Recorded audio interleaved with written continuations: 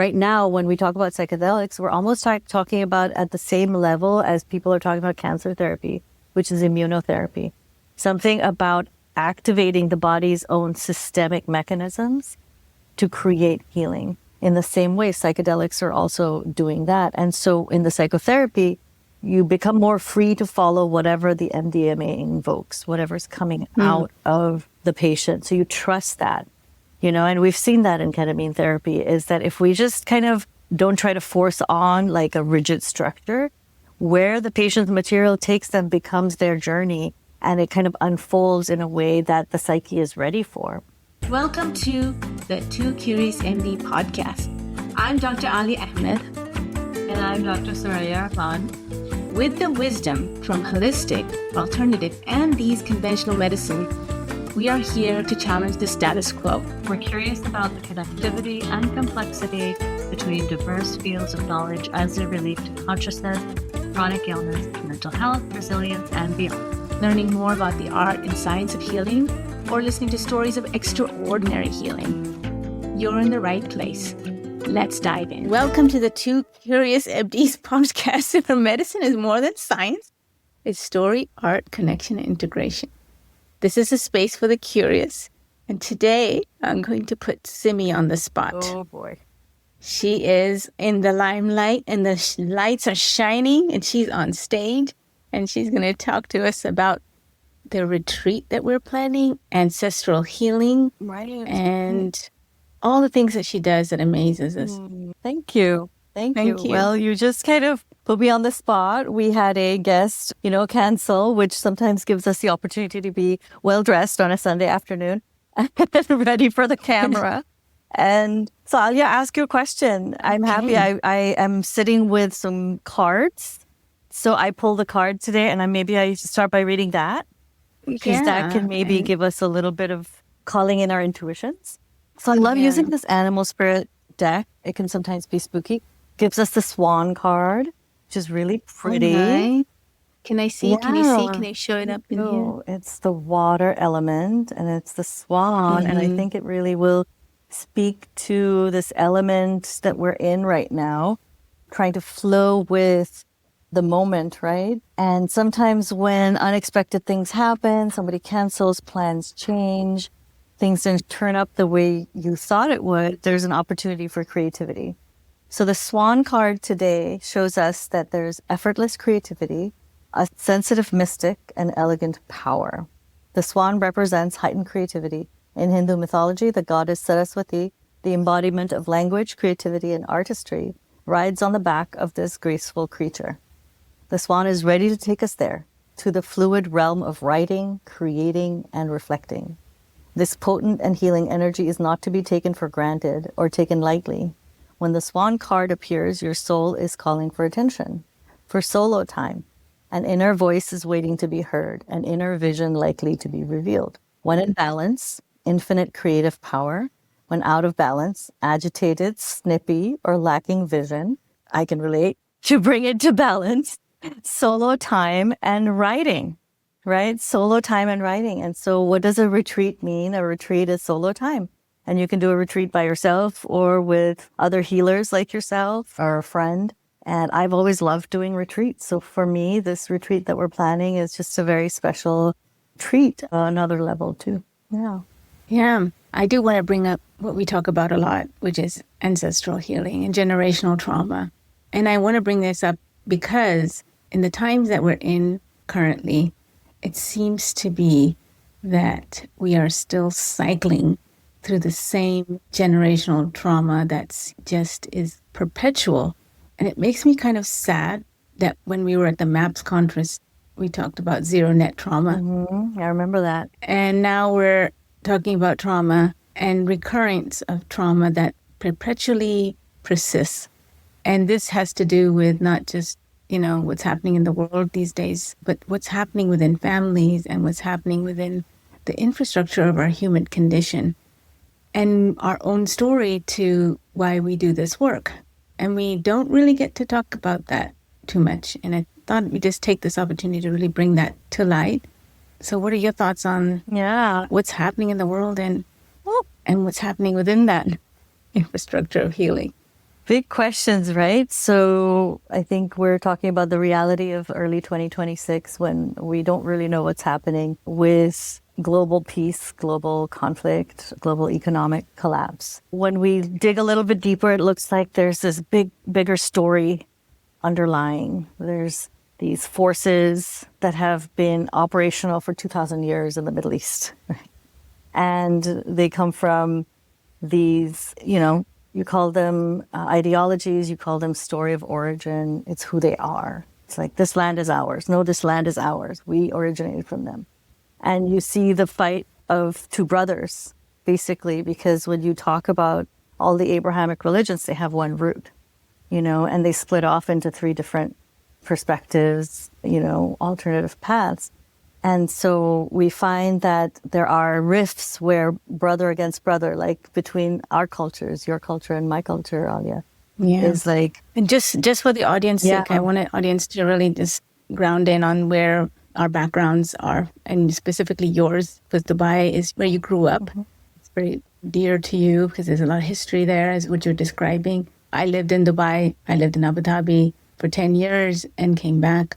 And it's a center point of the world, I believe, in a lot of ways, because, of course, a lot happens in that region and continues to infiltrate into so many parts of our work. So back to now what you were saying. Yeah. I mean, it's kind of unavoidable. That. You're right. Like, we are of the generation in which we've kind of seen this divide from different sides, right? Because of the outsider status, right? We're not embedded within one culture. We've kind of had third culture, fourth culture experiences where you can really see sometimes that the same conflict is seen differently from both sides.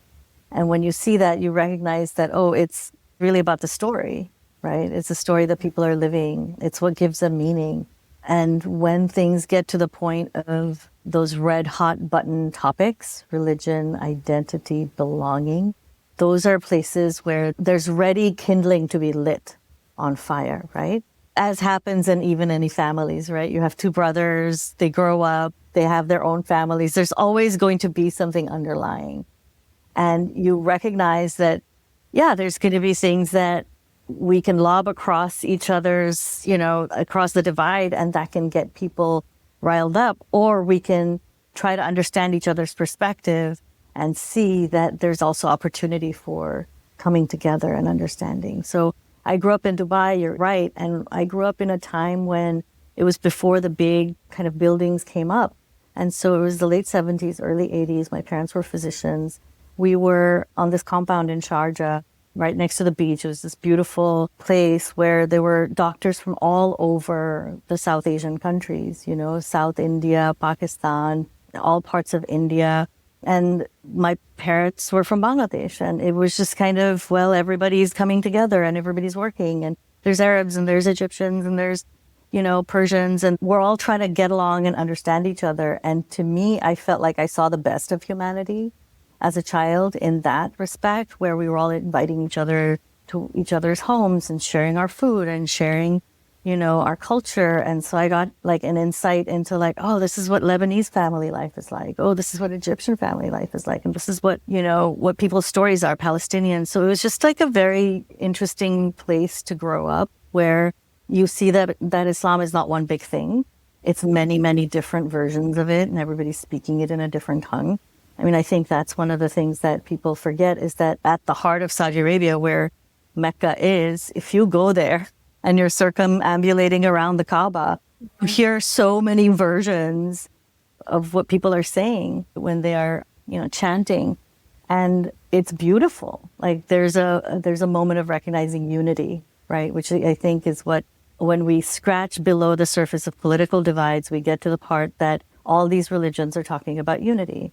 All these religions are talking about oneness and of humility, right? And Islam, submission is such a great idea. Like, the Jews and the Muslims, they speak almost the same language. It's salam and shalom, So it's just like, if for us to be in this moment where we are now looking at a Middle East that's throwing bombs at each other, is to look at a conflict created out of the kindling between two brothers, right? And external forces, because they're sitting on the biggest pot of oil that's easy to tap. Yeah. So Yeah, so the Middle East, Oil prices have gone up. right. Tension is everywhere. People are worried about even just surviving and water and access Its and desalination plants just could be resources. taken out by drones, and Yeah. millions of people in the Middle East, some of our friends and family members, are going to be scrambling, and we know what that's like. To hold both and is like a really big thing, but I think that's where we're at here is. And it's collateral damage everywhere you look. Yeah. Everywhere you look, it's collateral damage. Like, how many people are being brought into this conflict with or without their consent? We're talking about the military, we're talking about resources, we're talking about money, we're talking about, human lives. Yeah. We're talking about neighbors, we're talking about the whole world and our planet. Yeah. Do we even think about the environmental effect of war on the planet? Exactly.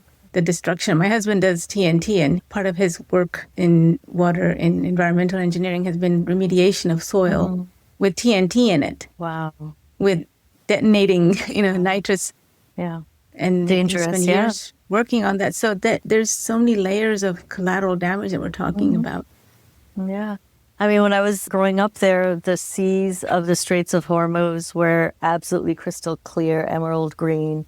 You could see fish in it from a boat. It was just magical, and now they're putting mines in it. So, right now, as we're doing the work we do and we're trying to understand how can we meet this moment without getting, pulled in by the negativity of it, pulled in by the destruction of it, because I think what we're learning, you and me, from dealing with people who have trauma, right, is that trauma needs to be processed. Trauma can't be passed on to the next generation. We cannot allow that to happen because it can easily be passed on to the next generation. And I think that's what's happening. In Iran, when the school that was bombed, we just passed on trauma to another generation. And our kids are going to have to deal with the consequences of what just happened, right? Everybody's versions of reality have now encompassing, and we're not stopping it. That's the thing, nobody's stopping it. So with that, as more trauma is moving us away from the dream that Rick Doblin had at MAPS 2023 of net zero trauma by 2030, I think what it forces us psychedelic practitioners to do is actually double down, because we know that the amount of trauma being caused has actually accelerated just in the last few weeks. And the consequences of it, we know, are going to be devastating. And we know that we have the tools like MDMA, like ketamine, like psilocybin, ibogaine, to really stop the consequences of this trauma from manifesting in our bodies, in our environments, in our children's bodies. I think as pediatricians, we are also dealing with multiple assaults on various fronts. Vaccines being taken away means that more children will die. The Epstein files means that more children have been damaged than we were ever aware of. And I think in psychedelic healing, when we deal with people who have depression, and then we notice that, oh, wait a second, has anybody ever asked an ACEs score from this person? And they do their ACEs score, which is the Adverse Childhood Event Score, and lo and behold, it's across the board showing you that this child didn't have enough to eat, didn't have one person in their life to care for them. Somebody abused them. They had a parent who was, addicted. All those things that add up to what you're talking about, which is that intergenerational trauma and how our healthcare system is not equipped to handle it. When you talk about the integrative medical model of how we can support a healing nervous system with, testing, with targeted precision support of that metabolic system, and that everybody's metabolic system is different, and everybody's trauma is different, and everybody's temperament and lifestyle and all of that is different, and how that needs kind of this multimodal ability to diagnose, treat and manage. I think this is where we're at with psychedelic medicine, in the way that I've learned in the last year of all these conversations we've had.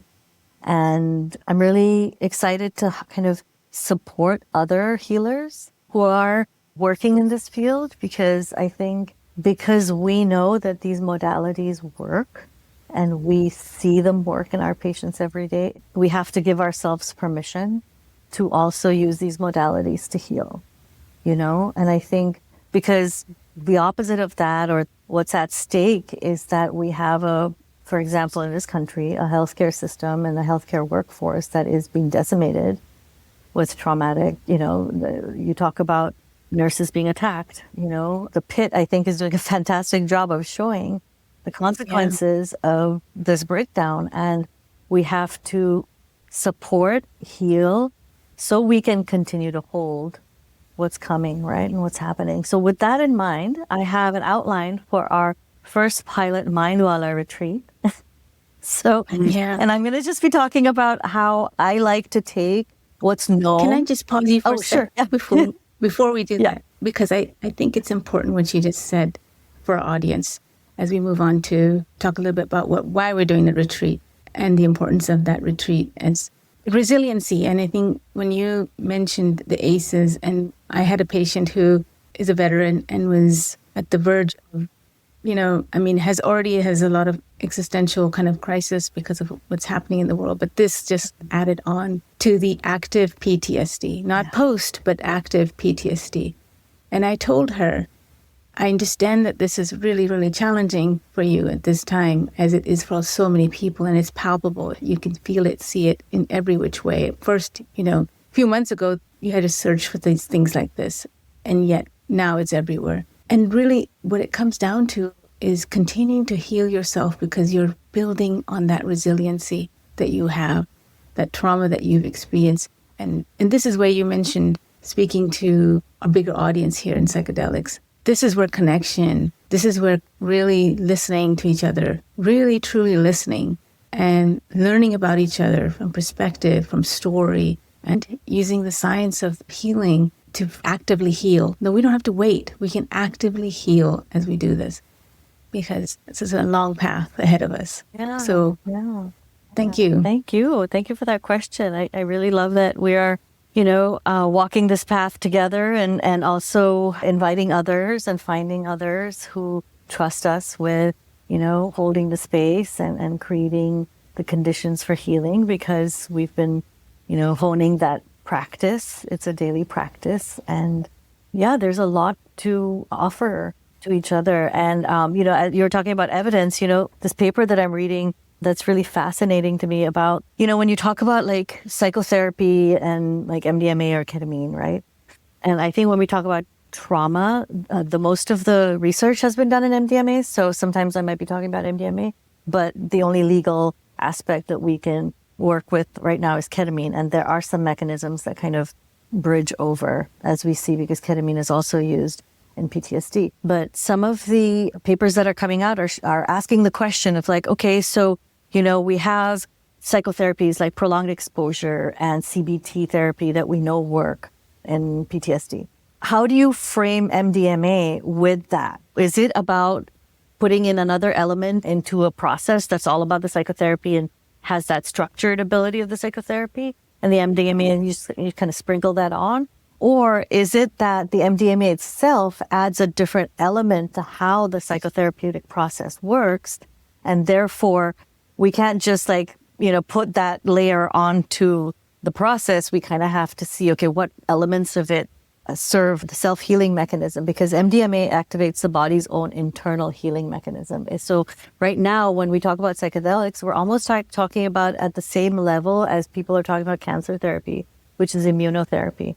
Something about activating the body's own systemic mechanisms to create healing. In the same way, psychedelics are also doing that. And so in the psychotherapy, you become more free to follow whatever the MDMA invokes, whatever's coming out of the patient. So you trust that, and we've seen that in ketamine therapy, is that if we just kind of don't try to force on like a rigid structure, where the patient's material takes them becomes their journey, and it kind of unfolds in a way that the psyche is ready for. So in some ways, it's trusting that means that the person is ready for that material at that time, because otherwise it kind of wouldn't come at that time. And our job becomes about maybe making that safe enough to look at, and accompanying and kind of supporting that unfolding that needs to happen. And in my mind, what then brought up was when you do this medicine in a group, right? Because that's one of the formats that's coming up really strongly as a signal in the data as well, that one-on-one therapy is great. It's high intensity. It needs 2 practitioners, sometimes even 3. But when you do a group model, there's actually an added layer, like the sum of the parts become greater than the whole. What becomes available is more.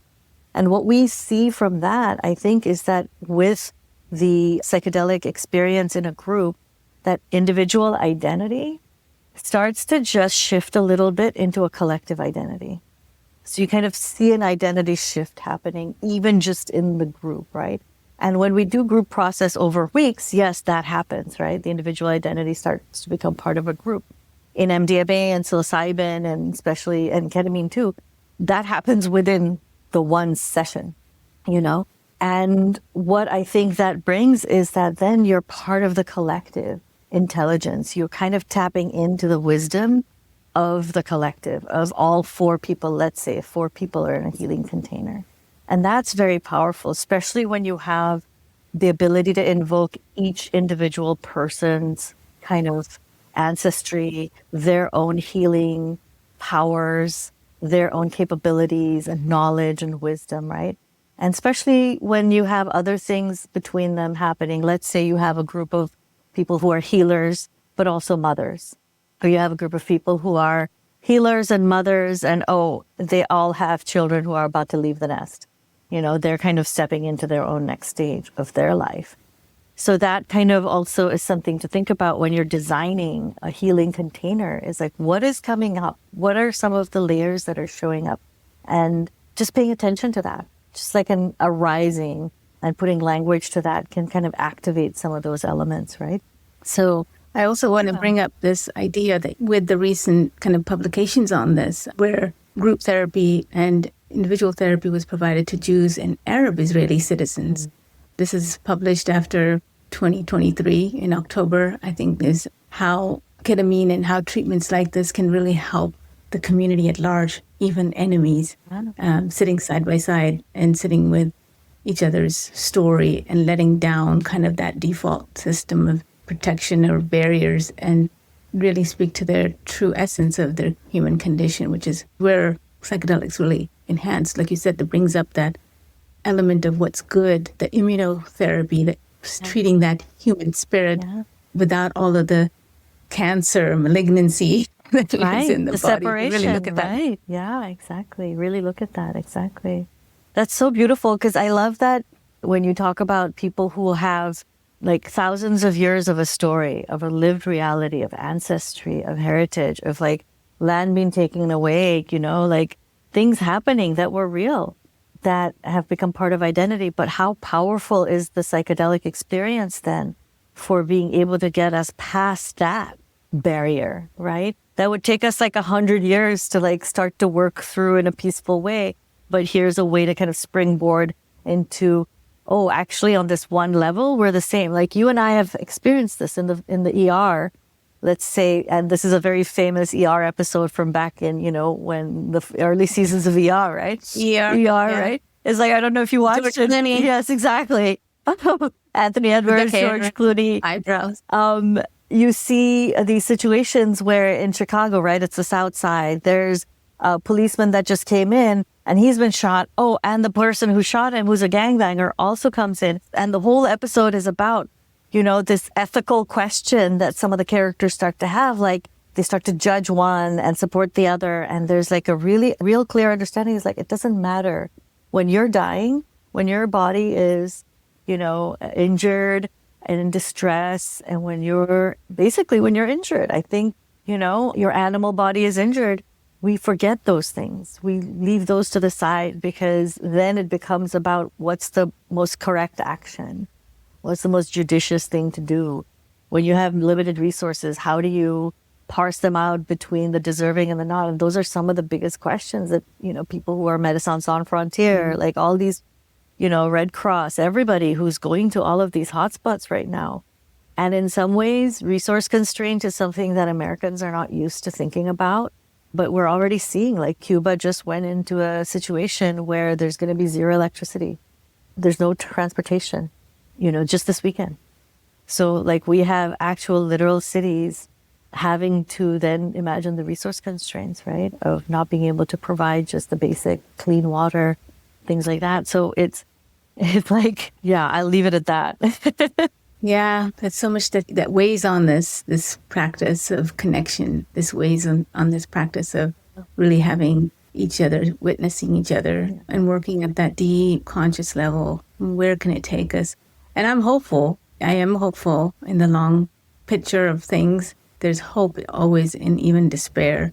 It's when we lose that connection, when we isolate, when we really run away, avoid, that trauma response, which is such a natural response to have. But when you really knowing that this is trauma happening right now, knowing that my trauma response will be to run away, what can I change now? What's the pathway that I can create now before I have to, result from that usual pathway that I would take? And just that thought, right? Just that thought that I want to open up a new possibility signals to your own brain, and a new neuronal pathway does get opened up, right? BDNF does get excreted because there's uncertainty, there's a question, just even on that level.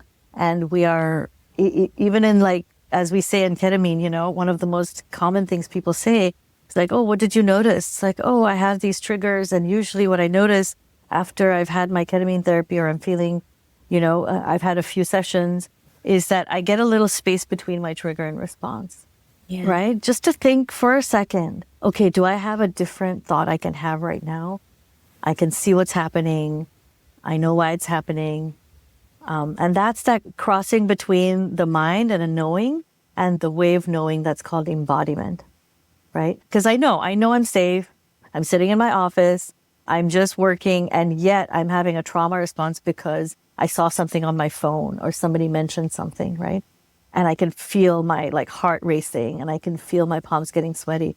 And what I think we're doing with these psychedelics is just slowing down that trauma response just enough to allow that alternate pathway to build up enough time, so that when that starts to happen, you have this alternate pathway, this other thought. And I feel like that's another piece. And the other thing that I will say in response is, I think we have a fallacy in the way we think about the future, which is that we think that it's all linear, right?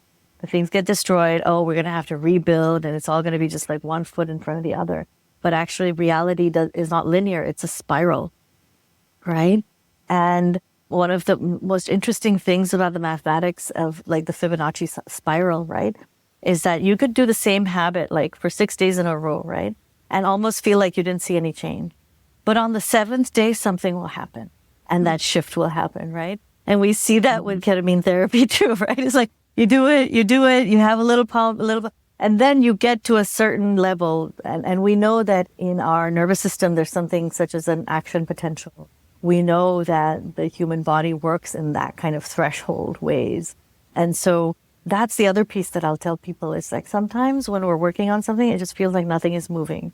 Just putting one foot in front of the other, And then all of a sudden, especially I see people who like my son, he plays drums. So he'll notice this. He's like, I'm just practicing, and I'm doing this. And then all of a sudden it clicks and it works. And I'm like, that's it, So what did you learn from that? Oh, I just got to practice. Okay. And just trust, right? And just trust. And that difficulty is not a problem. Difficulty is actually pointing you in the direction of what you need to work on.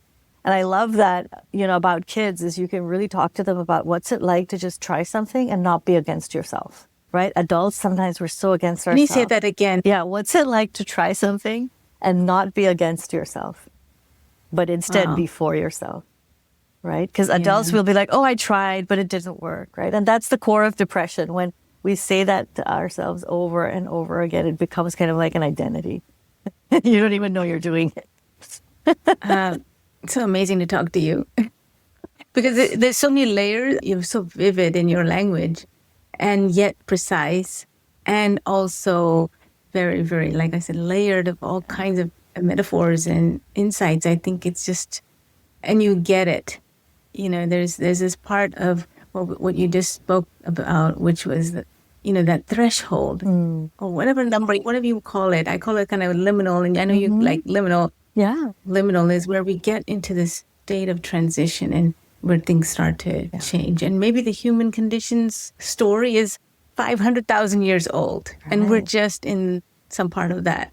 Yeah. Because we're just that big and small at the same time. Yeah, that's so beautiful. Absolutely. And I love how we can, see that story from that scale as well. And that brings like the humility of like, yeah, I don't know everything and I don't have all the answers. And I know that I've tried this and I've tried that and it hasn't worked. But it's like, like it's a matter of what we see our patients work towards, which is like trusting themselves, trusting reality, trusting that they have what they need, that they can gather, what they can call to, what needs to happen. So I love this work for, creating those containers where we can step into a different way of being. Because I feel like our everyday mind, our default mind, is a constant state of suspicion, a constant state of defense, right? It's like, who's saying what? Well, only because I think it becomes that way. It becomes that way, and it doesn't have to be. And we have to really think about, why is that? What happens in that switch? What happens in that switch in adolescence when it becomes like, I can't do it. I don't want to. I can't. No one knows me. I don't know. Yeah. And then just before that, there was like, oh, yeah. Oh, nice. That's cool. That's neat. That the child just switches. But what is that? I mean, you talk about on the neurobiological level, there's like a period of openness and creativity and like, what do you call it? Critical periods of learning, right? Yeah. And then there's a pruning, right? That happens in that late adolescent and early adulthood. So be careful what you prune down to, right? And what you need to re-prune again. Exactly.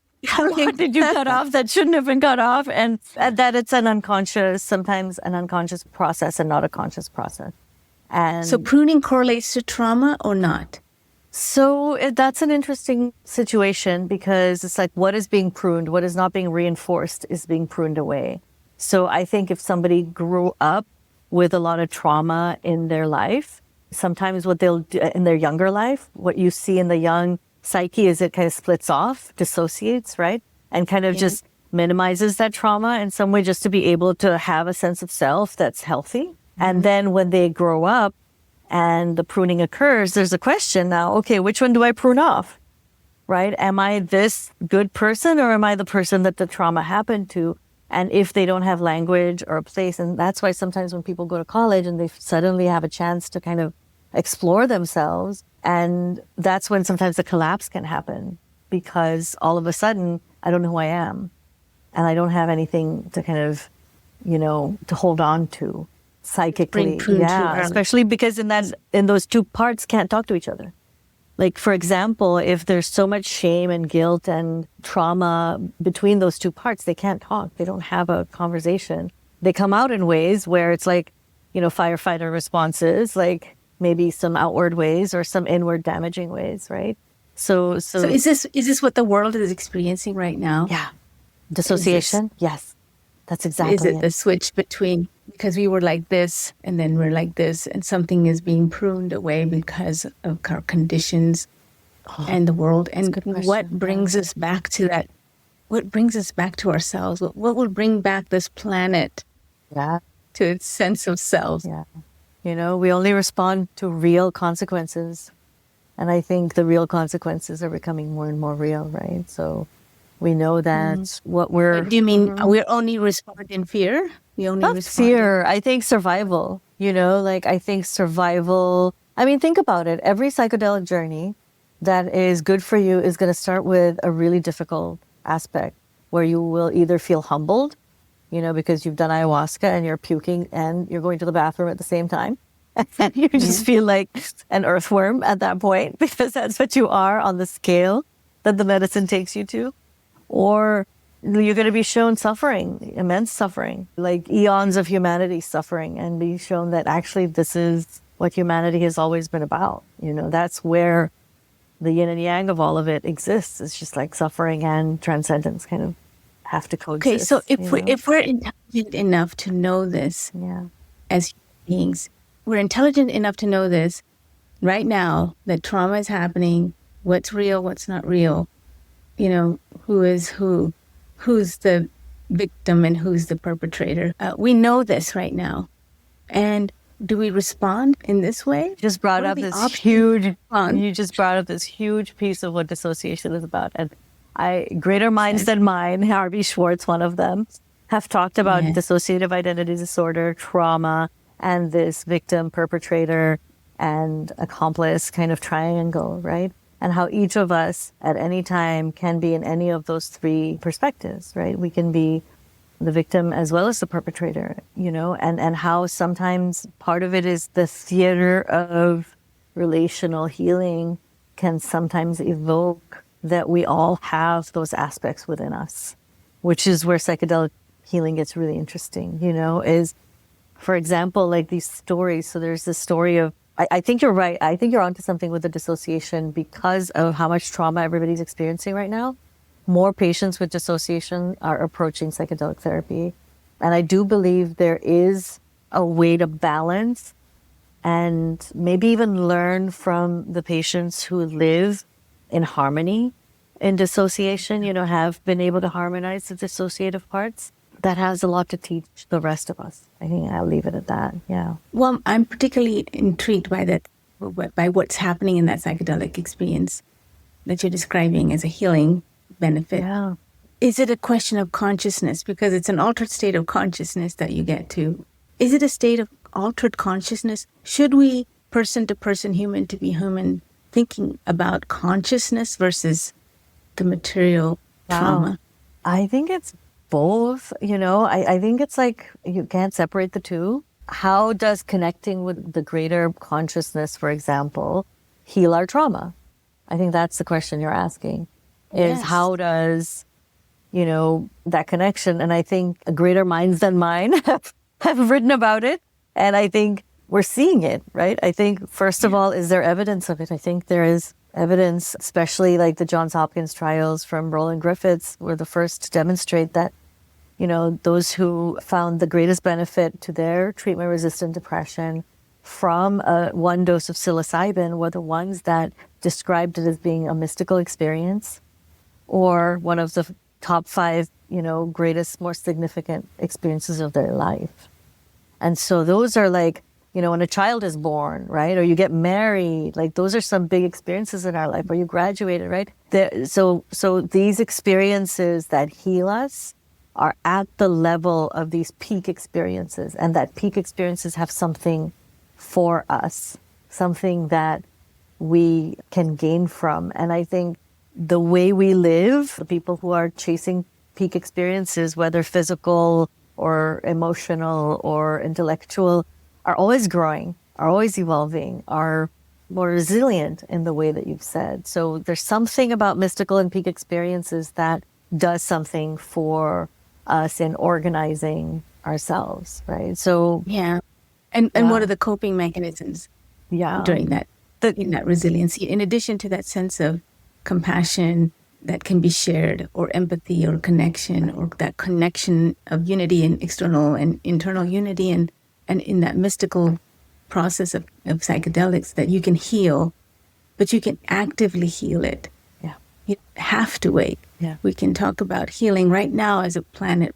Go to your neighbor, go to your friend, go to somebody you don't know, and have a talk and connect at whatever consciousness level we can connect at. That's it. And that's I think the part that we talk about in integration is like bring that cosmic, the thing that's kind of ethereal to the material, right? How do you capture the thing that's happening kind of within you and inside you and make it come outwards? Well, we know that the mind is embodied.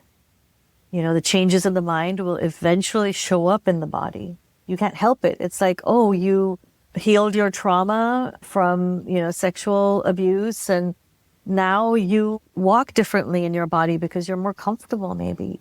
And that makes a difference to how your day goes, your energy flows, how you take care of yourself, and how you can then kind of protect yourself also against further trauma. Because trauma is another one of those things that works on the same Fibonacci spiral, which is that, the more accumulations and you hit an end, right? Like, so the football players, NHL, right? Like, why did it take the NFL? Why did it take them so long to become stricter about imaging all the CTE, right? What's the word for it? Chronic, brain fibrosis and kind of basically an inflammatory condition of the brain that is a chronic inflammation that affects the connectivity and creates conditions for Parkinson's and dementia and early death in some of these athletes, right?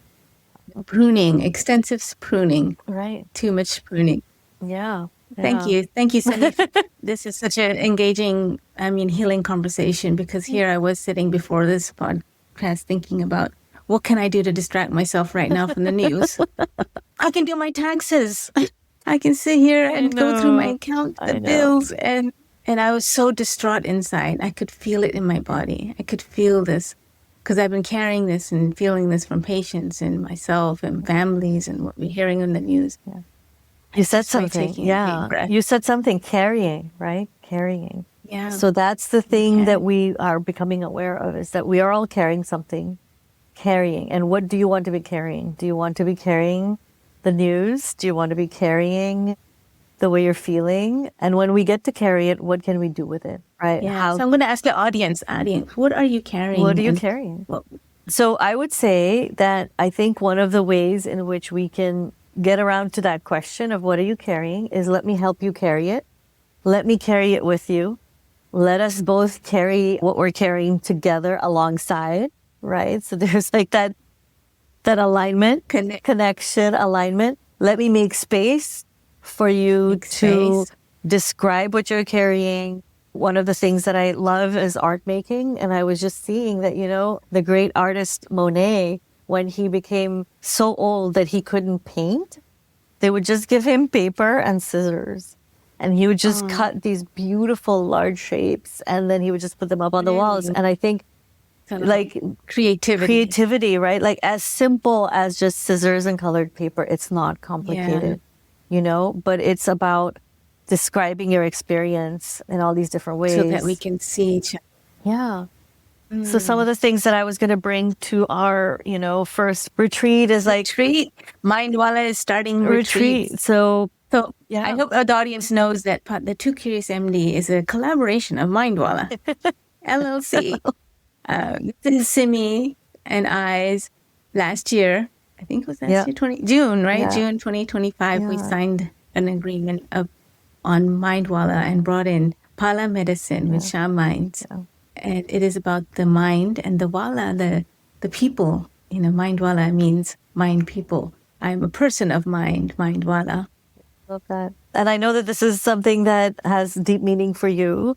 And I think that is also, kind of bringing out some of the threads that we have in our retreat. But, I think a retreat can be built in all sorts of different ways. There's no one size fits all, but I think there are elements that we have both learned from all the different retreats and the different trainings that we've done, where there are some best practices, right, of how to hold a retreat. There's set and setting, there's altar building, there's bringing in creative materials, there's kind of even bringing in the idea of, what do you call it, like bringing fire and earth and wind and water and the different elements. And I really want to focus in on this idea of embodiment and how what our whole conversation has kind of led to, okay, there's changes, there's things, there's transformation. How do you make it real? How do you make it material, right? Like you just said. There's this great book by Jack Cornfield where he talks about after the ceremony, the laundry, right? Right. It's very humbling. It's like after the ceremony, the laundry. Yeah, great.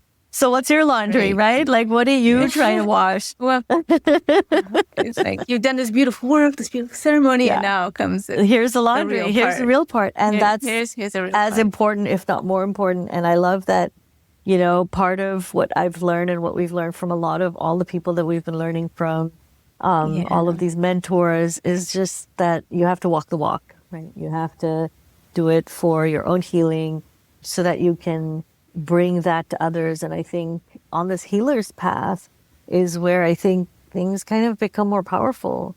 Like what comes towards you is what's meant for you, right? Like you think back to the challenges you've had in this last couple of years, people lost, like some of the trauma that has happened to your clinic, right? Let's bring that up and how you held it. You held that. Yeah. I can still cry. Yeah. And you got to let that go, right? Not go, but you've got to honor it, and you've got to acknowledge it. And I think there were beautiful lessons at the time that we talked about that I think really, bears repeating. Yeah. Yeah. Yeah. Some of the greatest art and some of the greatest work and some of the greatest poetry and the greatest literature, plays really speak to this beauty within despair and the healing that happens right there in that little drop between beauty and despair. Oh my gosh. There's a little drop, and there's an opportunity, and seeking that opportunity and seeing that. So Mindwala is our attempt at building connection with ourselves, with our people, with people who are curious, of course, because you got to be curious. And I hope this becomes more of a movement, and there are so many more people who are doing this as well. And so connecting with those groups and, Absolutely. I think you and I bring this lens of narrative medicine. We've done narrative medicine workshops. We've done the body maps of emotion.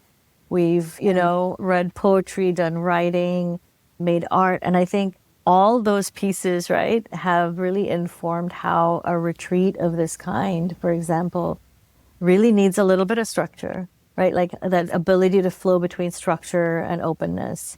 It's like we're building something together. But, just talking about how like people like Joe, for example, Joe Tafur, medicine man on both the Western as well as the indigenous, lineages, is bringing together both sides, and doing such great work. So I'm just really excited to talk to all these different people. And then also, I think for healers, like the question is, well, what's your work, right? Yeah. On that level of like, okay, in 5, 10, 15 years, where do you want to say you were coming from, or where were you going?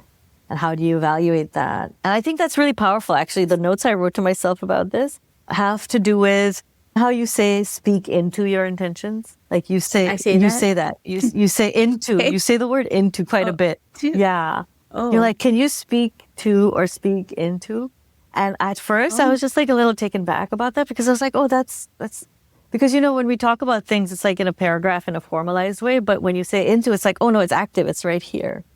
Right? Yeah. And that's a really nice way, because when I thought about this, I was like, okay, when you bring together this individual to collective consciousness in a group, you've got that identity shift. Now, all 4 people are kind of connected, all these different layers. And I was even thinking of this like way of weaving that we have, of bringing together like safety, protection, alliance, and then that purpose leading to speaking your intention, right? But I think this is kind of like invocation. The word is invocation, invoke, right? Just like you say right? Into, invoke, meaning like wake it up, bring it out of something, like, the power to bring into being.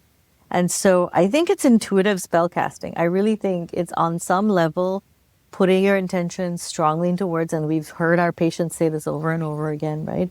It's how deeply you've thought about your intention, how strong it is, and how badly you want it. I remember Richard Woods saying that so crystal clear, right? He was like, no, you got to really want it. You can't just be a casual intention.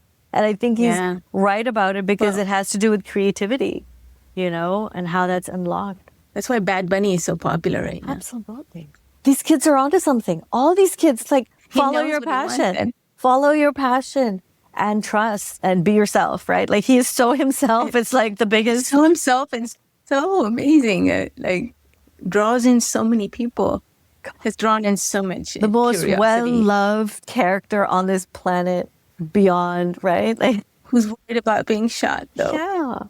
Yeah. And that's the sad part. But showing us, right? So I think these young people, this cohort of kids that, are growing up right now, are really learning on this other level that they're powerful and magical. And I think part of it has to do with the fact that we are living in this liminal space right now, where that shift is happening. Like time is going by in a different way. There are more possibilities. There's an acceleration. It's the year of the fire horse. There's a moment of shift, And so when you speak powerfully into a powerful moment, those 2 things can only multiply and amplify, right? Yeah. So I really am kind of... I just got an idea of the logo. Do it. The background is got to be a fire horse, and this, the colors all have to be, like your hair a little bit with more red though. I like it. I like it. And it's got to this flow, and that's going to be our logo. And it's going to because it's the year of invoking. And this year, and every year, Mindwala will change its logo because based on what that calling will be for that year. I like it. Or that period of time. So invoke is the year of the fire horse. Yeah. And Mindwala is here. Let's do it. To stay. 50 episodes and going. And going. Thank you so much. This has been really fun. Thanks for joining us on the Too Curious MD podcast. We hope today's episode inspired you to ask new questions and explore fresh perspectives. We challenge you to ask us those unasked questions that you're curious about in your medical practice, condition, health, and wellness. If you enjoyed the podcast, don't forget to subscribe, share it with somebody just as curious, and leave us a review. It helps us keep the curiosity alive. Post or comment with a question or curious inquiry that you have and seek to explore or learn with us. Stay curious, and we'll see you next time.